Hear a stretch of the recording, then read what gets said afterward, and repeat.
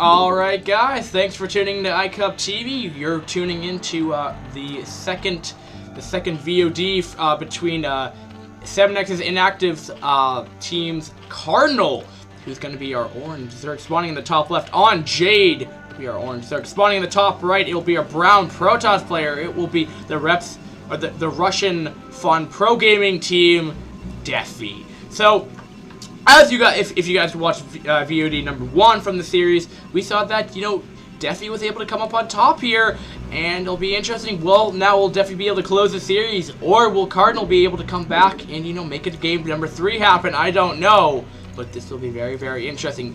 Nevertheless, anyway, so moving on, we will be seeing, Defi will be averaging 235 this game compared to Kardinal, who's going to be averaging 156, one less than his last game, so he's having a pretty consistent APM from both players. Actually, you know, Defi has 235 for both games, oddly enough, from here, but it will be Jade, and I think, you know, I'd say favorite to win here would be Defi. He's been playing longer, he's had more active seasons compared to Kardinal, and he's a higher rank. And also looking at the APM, that's nearly 100 APM difference right there. And I mean, just looking at how Defi's response and action time to last game, he was pretty ridiculous. But to quickly sum over this map, it is a reversed ramp map. So oddly enough, you'll see a lot of fast expands, or if you're not going to, you'll see a lot of building placement up here. The reason for that is if you have ranged units, they have on the high ground, they have a 100% chance of hitting them on the low ground, versus if they're on the low ground, say if it's a PvP, for example. Or, no, a ZVP. So, for example, we saw a one-basing Hydra push. That would never happen, but let's just say there was a hypothetical thing. If the Hydra were able to get up on this ramp here, shooting down, spewing their green little spittle things on the Dragoons, the Hydra would have a 100% hit rate, while the Dragoons would have a 50 or 75% hit rate to hit the Hydra. So it's actually much better to have an engagement on the high ground. That's why those Spiel maps are sometimes better to have them on the high ground, and that's pretty much the map.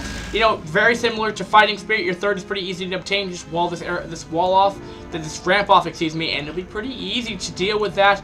But we will be seeing, you know, same thing coming out of Kardinal. We might be seeing the same build coming out of that again. We should be seeing 6 initial links, which we're going to be seeing coming out here. Those are mainly just for map control, but we will be seeing a Forge fast expand.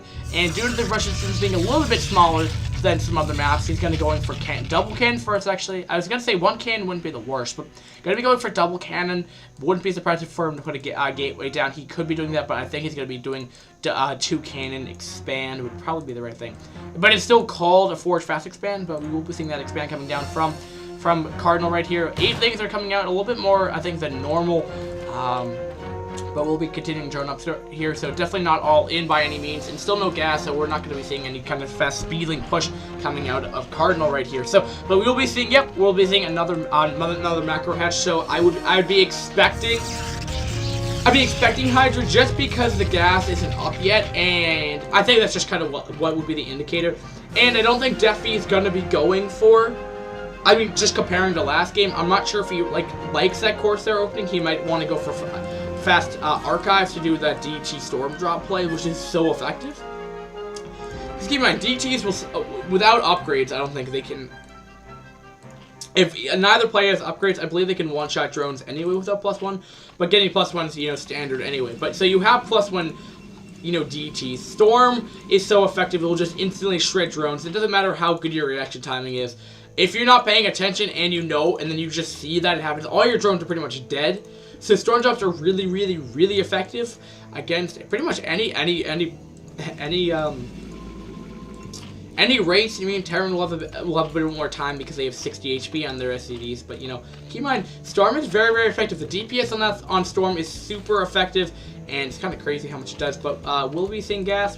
Gas has starting to saturate here. You know, just in time to get that hydrogen up for Lair to come up right now. Lair will be a little bit more behind due to the delayed gas, but you know, nothing out of the ordinary really coming out of that. But we're seeing around 430 Cybercore, so we're seeing the same thing coming out of Defi right now as we did last game. So you know, nothing, not too out of the ordinary here, but I'll be interested what Defi will be doing here. Will he go for the same thing? I mean, we might be seeing another around 10-minute game like we did see last time, because I mean, we're seeing the same build here, but oddly enough, he's getting 2. Is he expecting that push here, though? I mean, he does see a Zealot, though, but he only sees 2 Zealots here, which I'm surprised by just the reaction to that. He did, well, he did put down, I guess, I thought he was going to put down 2. But 1 second, you know, not the worst thing. Just a little bit more DPS if an early push was coming in here. We'll be getting down to second gas right now as we see it. And we'll be getting Stargate tech. So I'm not sure if Cardinal's going to be expecting this, though. You know, you normally get with this. Will he be getting early Spire? He might be going Spire. Spire, I think it's 200, 100, I believe, or maybe 200, 200. But we'll have to see what we'll be seeing here. I think the gas is a little bit more delayed, and I think he's going for Spire.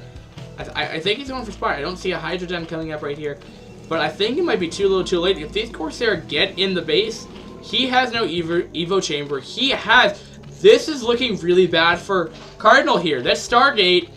It's what when you're new to Brood War, this will wreck you sometimes when you're Zerg and DVP. You just sometimes just don't know you don't know this is coming because you don't know the metagame yet. But he's just mass Ling here.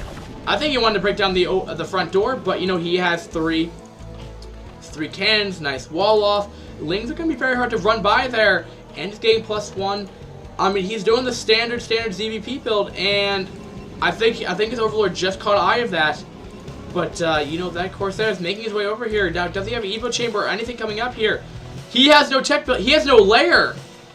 I just realized he has no lair. He's getting gas for no reason. What is... And we'll see what Speedling. I guess he has speed, but that speed was so delayed. I don't think he knows the... I don't think he just knows where he's going. Finally getting up an Evo Chamber. I mean, too little, too late, though.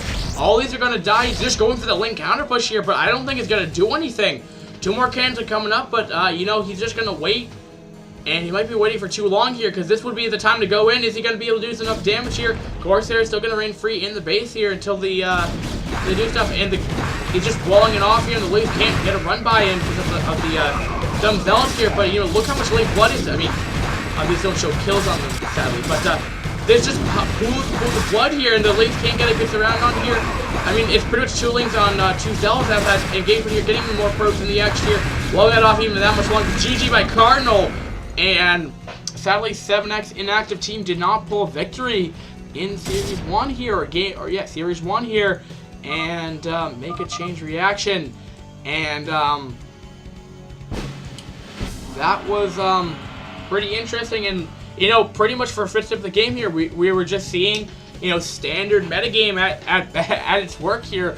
To a new player, you're just seeing that they weren't expecting that Corsair opening. He might have been so inactive for so long. Like I was saying, he hasn't played that much in the last season. So Kardinal hasn't. Excuse me. Defi's a pretty good player, pretty well-rounded player. He knows EVP very, very effectively for sure. Showing that he can do that Storm Zealot.